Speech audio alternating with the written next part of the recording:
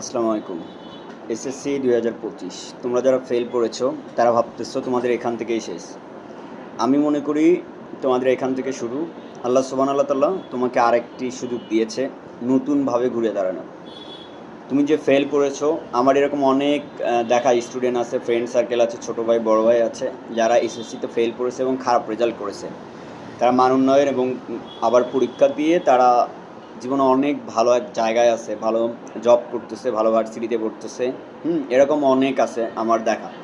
তো তোমরা যারা ফেল করেছো এসএসসি ২০২৫ বা মান উন্নয়ন পরীক্ষা দিবা, তাদের জন্য সবথেকে গুরুত্বপূর্ণ একটি কথা, আল্লাহ তাআলা তোমাদেরকে নতুন করে আরেকবার ঘুরে দাঁড়ানোর সুযোগ দিয়েছে। তোমাকে আল্লাহ বিপদ দিচ্ছে তোমাকে পরীক্ষা করার জন্য, তার মানে তোমার আরেকটি পথকে আরও সুন্দর মসৃণ করার জন্য। আল্লাহ তখনই আমাদেরকে একটা বিপদে ফেলে বা একটা পরিস্থিতি স্বীকার করে যাতে পরবর্তী পথটা অনেক মসৃণ এবং সুন্দর হয়।